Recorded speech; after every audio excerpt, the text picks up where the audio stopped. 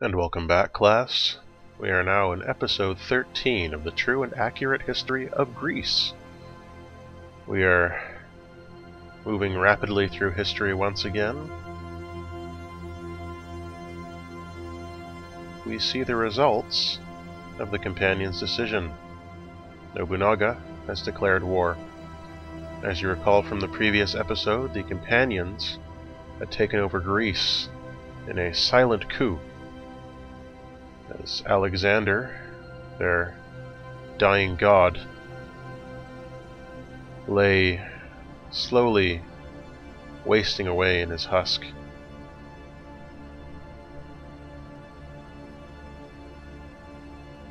The Companions were slowly taking control away from him, slowly taking his words and using them towards their own ends, and that culminated with them signing open borders pacts with both Nobunaga and Montezuma, which has led us to this.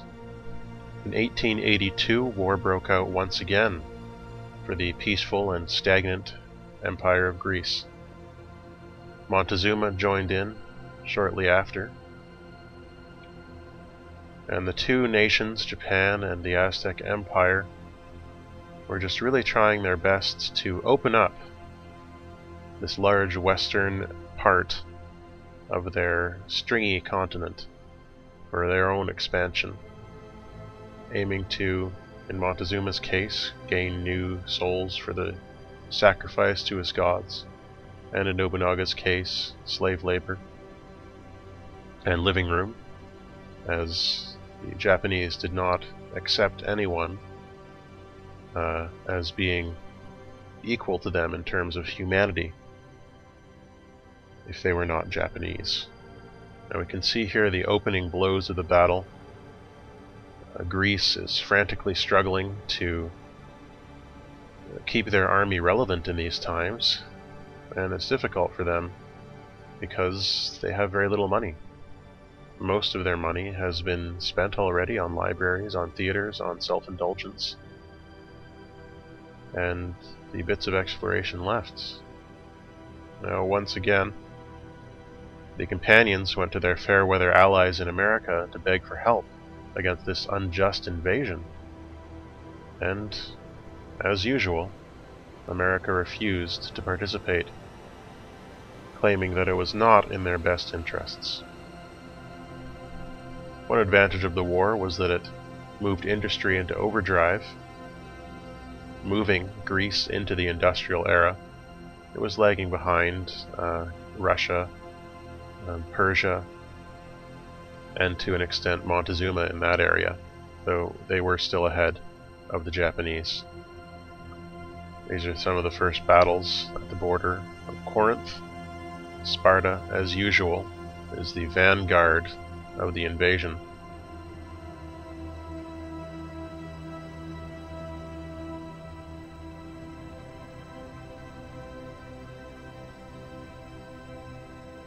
Now, the battles are not going very well for the Greek defenders, and that's because Greece's lavish lifestyle had left the nation impoverished. When the war broke out, there was simply no money to train soldiers, no money to purchase new weaponry, and no money to support both the army and the workforce. As we've seen here, many work teams were disbanded and repurposed as pikemen, or given muskets and wished the best of luck against the powerful, accurate, well-trained riflemen of the enemy. What few advanced units Greece did possess were overworked, were taxed beyond their limits, defending their borders from wave after wave of Japanese and Aztec assault in a well-coordinated invasion which they had clearly been planning together for years beforehand. See our caravel trying to make its way home to help defend the home front, pulled away from its exploration mission. Unfortunately, it falls under attack from Montezuma, just as Corinth is attempting to drive away the riflemen, who are overpowering musketmen and pikemen defending her borders. These are the first of Alexander's guns, and he would grow increasingly fond of artillery and siege weaponry as this war wore on. No pun intended. So the attacks just kept coming, and there was very little that Greece could do to stand against them. It simply didn't have the military power. The city-states had the resources they needed to create factories, to create ironclads, and even to create infantry, a far more advanced unit. But they weren't sharing those secrets with Greece. The Hellenic League had devolved in the midst of this war into an every man for himself type of situation. It was at this time that a great general was born, another Greek soldier who had risen through the ranks and demonstrated his abilities. Corinth acquitting herself very well in the face of many, many enemies. Now, the great general was born on the far side of the empire, as far away from the fighting as anyone could possibly be. But he was slowly moved down to the home front, near Sparta, as Sparta was desperately fighting off the guns of the enemies. We can see here those guns are preventing Japanese expansion further into Greek territory. Knossos is under deep siege from Montezuma's riflemen. America, again, refused to do anything to help, though they were happy to milk Greece for resources, as they always were. It became increasingly apparent to the companions during this time that Washington had absolutely no interest in helping Greece in any way that was not motivated by America's greed and their own self-absorption. Their only interest, much like the Greek, was pleasure. And they were managing to eke out an existence alongside the world's most powerful empire in Russia, which seemed to forbear and simply did not seem to have any interest in crushing America. And that safety of their existence allowed them to view Greece as a distant problem, despite the proximity of Atlanta to Knossos. To the Americans, it simply did not matter. Whoever occupied this continent, they assumed that they would be safe, much as they were on their own home continent. Now we can see those Japanese workers are being sent out to work for Greece. Corinth still fighting off the invasion very ably. Florence is giving a hand there, and Knossos is under growing siege from Montezuma, and the general is moving further down to see what he can do to help out in Sparta, at the least. Knossos is cut off. All of Japan is in the way, and it's very difficult to move troops over the channel when those Aztec caravels are blocking the way. But the city's holding out as best as it can for now. The general is scouting enemy terrain, but is not seeing anything he can do out there. You can see 2 caravels and 2 squadrons of riflemen going after undefended Knossos. And Greece just didn't have the money to upgrade its defenses. It just didn't have the resources it needed to defend itself. Warsaw is under heavy attack there, but they're doing perfectly fine. Corinth sending out the knights to dispatch that cavalry unit after it had finished bombing them down. Did pretty well. You can see here Russia is checking out the situation from overseas. They're not doing anything except blocking our progress, very annoyingly I might add. This caravel has made it home, just in time to heal. It's being sent up to Florence. Those guns still acquitting themselves extremely well, which is part of why Alexander became so proud of them and so fond of them to begin with. Now, as the siege on Kagoshima begins, and the great general builds a fortified base right on the border to help defend Sparta, I'd like to go back to something that we mentioned in the previous lesson. I mentioned that that invasion from Japan that we saw was the second Sino-Hellenic War. Many of you may be wondering, what was the First Sino-Hellenic War? We didn't see anything in this simulation. And I'll tell you in just a minute.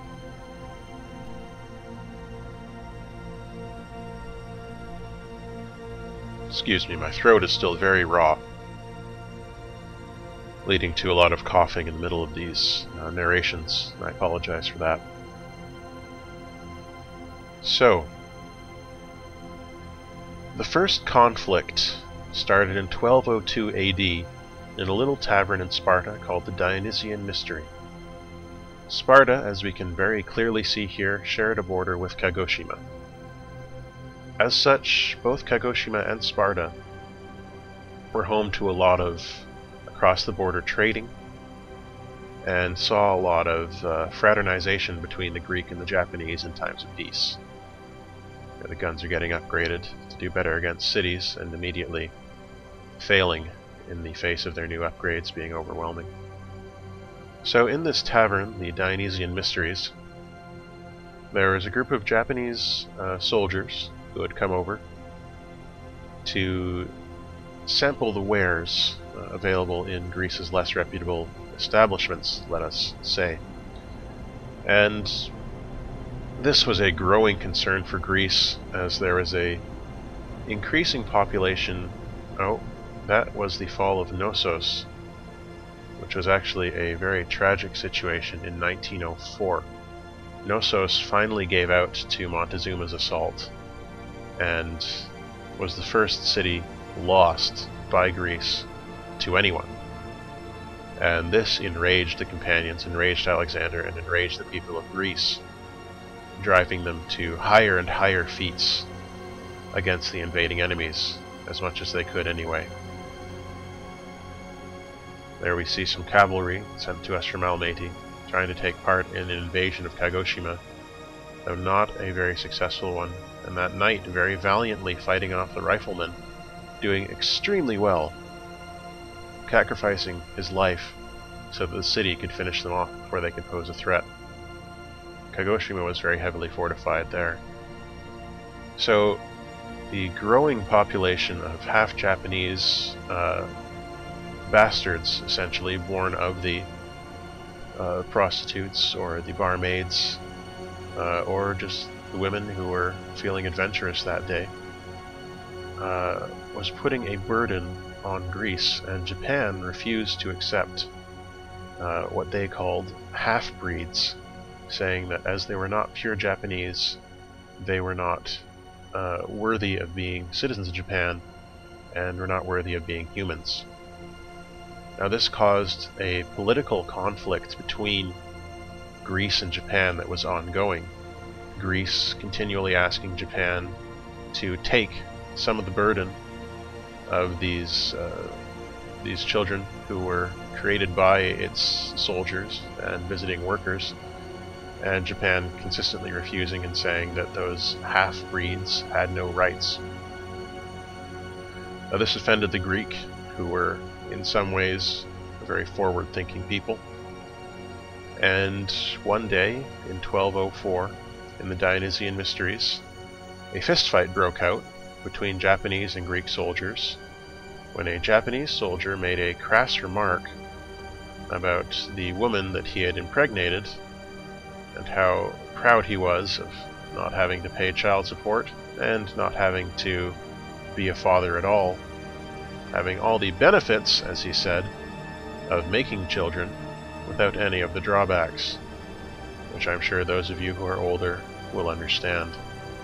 Naturally, this caused a fight between the two groups of soldiers, and the Japanese were thrown back across the border. The next day, Nobunaga and Alexander had a meeting, and we'll talk more about that in the next lesson.